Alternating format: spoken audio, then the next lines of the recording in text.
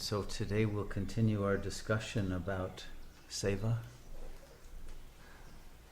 And we'll move from India to China.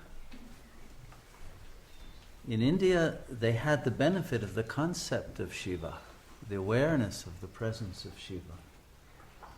And so the central concept really in India has been anugraha, or grace. And the content of grace is Shaktipat, the descent of the energy of God. That is really what makes the world go round. That's what enables beautiful things to happen, beautiful forms of life to emerge, beautiful civilizations like Satyuga to emerge, the beautiful fulfillment of human existence in Jivan Mukti. It's all because of the grace of God, not because of human action.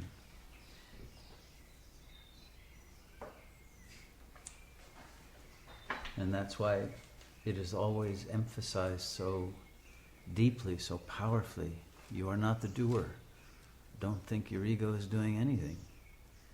The only thing it can do is get in the way of the grace, block it, or be unaware of it, and so not make use of it.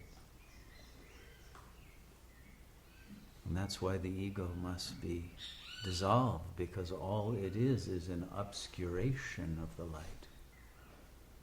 The ego is the shadow. And ultimately, even the prayer to God for God's grace is still an obscuration, because it assumes that the one who is praying is an ego who is separated from God. And so grace itself is only an interim concept to enable one to transition to the realization of oneness with Shiva. Because Shiva has always maintained, I am the one without a second.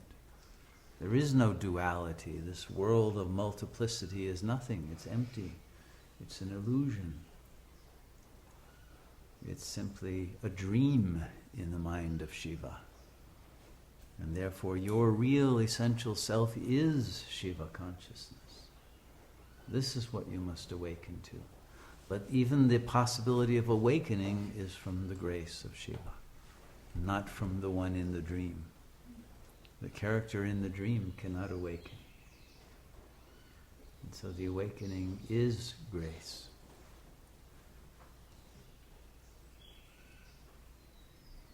And it's this great paradox that has been the engine of the development of Indian thought. And the constant realization that only through the surrender of the ego can liberation be attained, and yet surrender of the ego itself is simply a product of grace. So here's the original Catch-22. Now in China, they didn't have the benefit of this concept because there was no realization of Shiva, and so their central core concept of Chinese philosophy and of Chinese life was Wu-wei, effortless action. I've just been reading a book by a man who did his PhD dissertation on the history of the concept of Wu-wei and how it developed in China through the centuries. It was originally a Confucian concept. Not a confusing concept, but a Confucian. Confucius used it in a certain way, and then Lao Tzu opposed him and said, no, you don't have any clue what Wu-wei really is, Confucius. You're confused. And then later on, as Chinese civilization degraded further, which it did, there was Mozi and the whole Moist school, which said Wu-wei is a fantasy. It doesn't even exist. Stop trying. Here's the paradox again. here were people making effort to be in a state of effortlessness. And Lao Tzu was saying to Confucius, how can you make effort? That in itself is counterproductive to what you want to achieve. But Confucius maintained, no. It is a product of the constant practice. Just like someone practicing a musical instrument makes a lot of effort to then reach a point of virtuosity where it's effortless. But effortlessness only comes as the result of a huge amount of sustained and disciplined effort.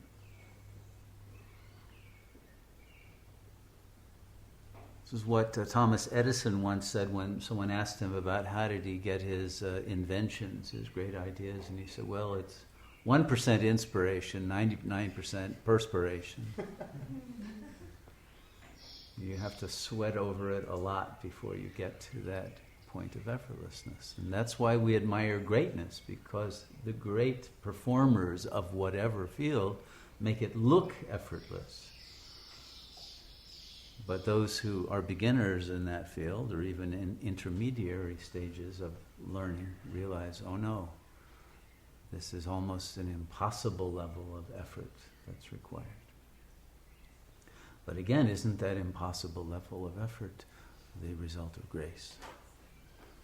It's beyond the human capacity when we truly reach those moments of magical performance, whether it's in music or dance or thought of any kind, and something absolutely brilliant emerges. We know it didn't come from the human domain.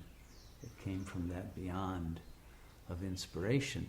And all the great minds who have been humble enough to admit it have said, no, I didn't come up with this idea. It came down to me. And I was given it, I took dictation, and I'm sharing with you what I received, but I'm not the source of it. Every great mind has said that throughout history.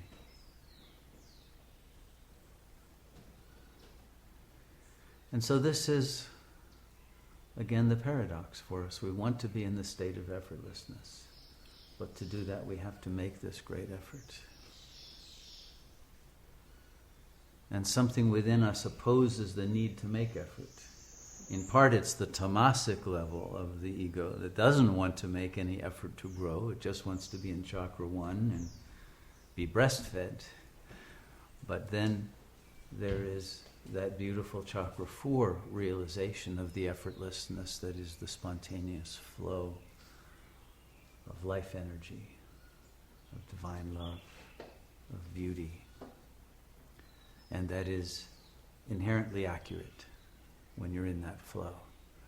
But to get to that flow and to reside in that flow, you have to have done the effort of dissolving the ego of the lower chakras that wants to pull you down,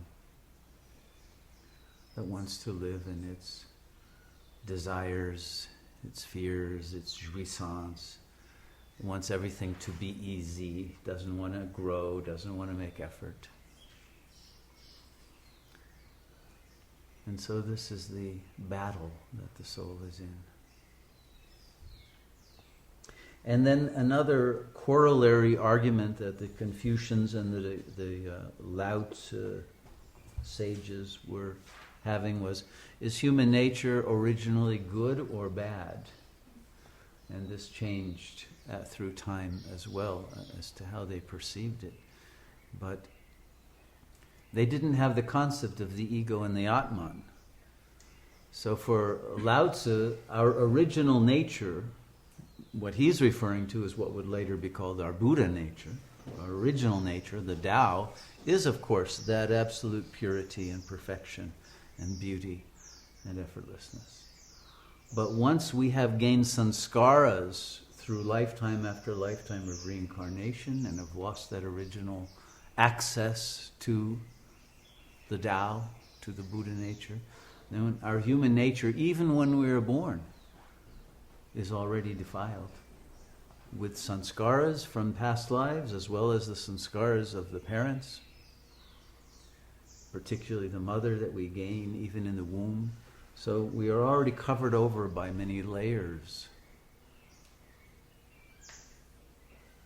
of ego before we're born, and therefore that human nature has to be refined and purified through a tremendous amount of work.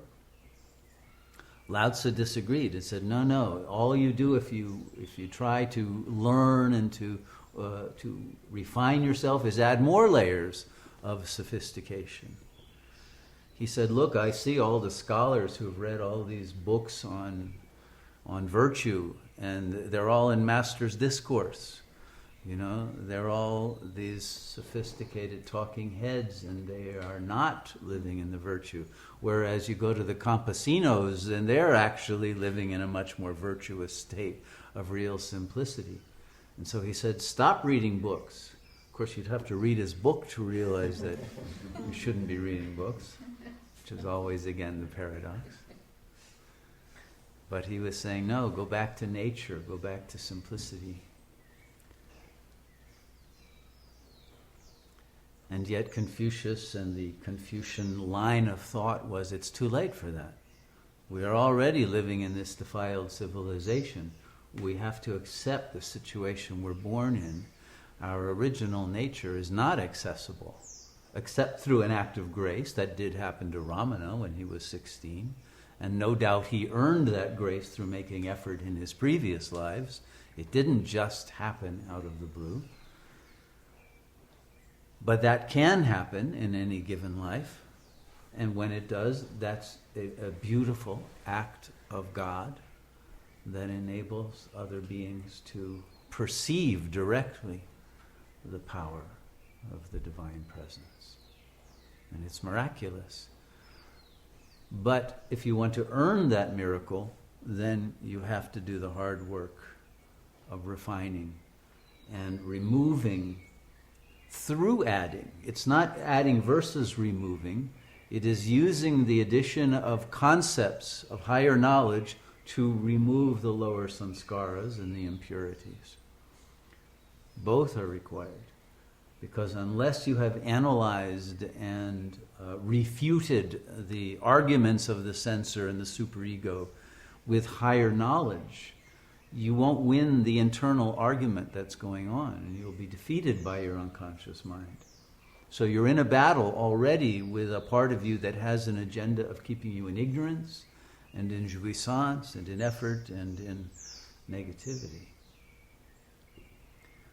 So once you accept that and recognize that the battle has already begun, you're not at peace, and it's all you have to do is return to that state of peace. Peace has long been lost. To find peace again, we must defeat the inner demons now. We must slay them. And if you just want to be at peace without doing that, then you have submitted to the demons. You have given up. And this is why simple belief in God, whether it's in Jesus or Allah or whatever name of God, whatever system of thought, belief is not enough. One has to reach that point of the original consciousness prior to thought, prior to sanskaras, prior to the ego's emergence with all of its defiling fantasies and censorship of your true consciousness. In that state, which you can reach in meditation when there is silence, which takes a lot of effort, a lot of will, a lot of absolute one-pointed penetration into the source of consciousness. When that is done and there is victory over the ego's obscuring energies, then one will have earned the grace of being able to abide as the self.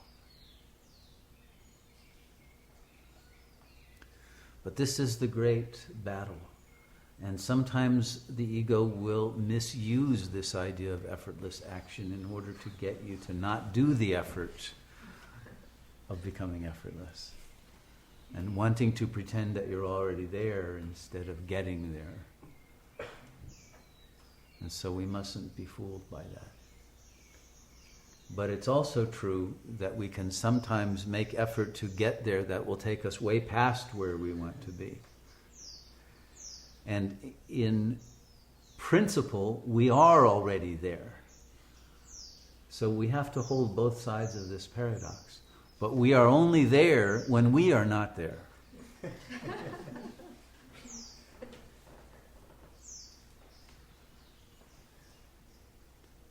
And so if you will eliminate the I thought by simply not allowing it to arise, not entertaining the idea that there is anyone that has to make the effort to achieve effortlessness, that is the ultimate effort.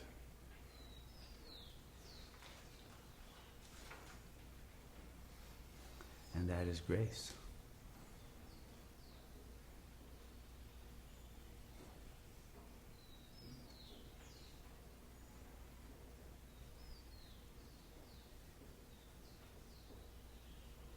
So, I'm going to open the floor because I'd like to hear your thoughts about effort and effortlessness and grace.